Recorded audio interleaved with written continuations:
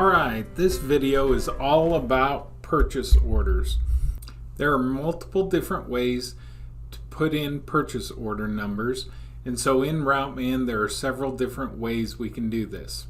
When you're looking at the customer, if they're going to have the same purchase order number every time you deliver to them, you can put the purchase order number here in this purchase order number handheld field.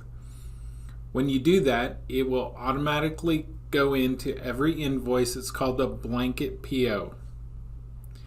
If you get that number and you have open deliveries at this point that have already been assigned, you can use this button and it will push the purchase order number to any open deliveries that are scheduled for that customer at this point.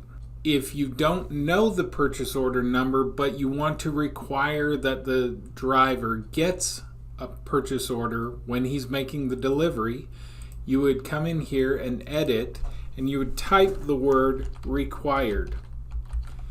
If you type required, then when the driver is making the delivery, it will not allow him to close the invoice until he has gone to the spot that has the purchase order number, and it will say required on his device, and he will have to clear it out and enter a number. If for some reason he cannot get the actual purchase order number, let's say the store doesn't have it, he has to at least clear out the word required and put in something like NA, not available, or something. He cannot leave it blank. He cannot leave it saying required, or else the invoice will not close. He won't be able to finish the delivery. If you have a group of customers that all need the same PO number, let's say it's a chain of stores or a parent-child situation, you can do that by going to Bulk Customer Edit, and you're going to load your customers. You could load just the group if you already have them separated in the group, but let's say it's all my Target stores need the same PO. Okay, so I have 52 stores in this. Let's make sure, yep, they're all Targets. Then if I come over to the PO number field, okay, right here, I can enter one number into all of them. So I could go to, I would select all the rows, I would hit Bulk Customer Update, and I'm going to choose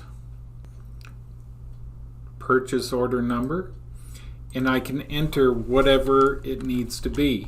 If it's just that it's required, I can enter that, and in one click all of my targets will now require a POD. Or if I have a specific number, I could have put that in. Okay, and we'll submit, and that's going to change it so that all of those customers have the same requirements. Alright. Another way you can enter the purchase order number is when you're making a hot shot. So when you're creating the delivery or the hot shot, you can enter any information you have, and then right here you can enter whatever purchase order number is being given to you over the phone or through email. Another thing to keep in mind is if you have alternate addresses. If you have a customer that has multiple different addresses, you have their different information here. One of the fields is purchase order number. And so you can save a different purchase order number for the different locations. And whenever the driver pulls up that location, or you send a hot shot for that location, that purchase order number will automatically generate. Finally, if you make the delivery, you have the invoice, and then you need to change or add the purchase order number, you will come in and you can edit the invoice and edit the purchase order number up here. Okay, and when we save it, it will save, and then if you're exporting this, it will be there to export properly.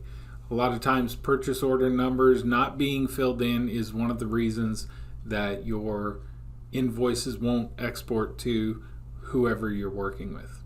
All right, if you have any other questions, be sure to give the KCS office a call and we'll help you with your purchase orders.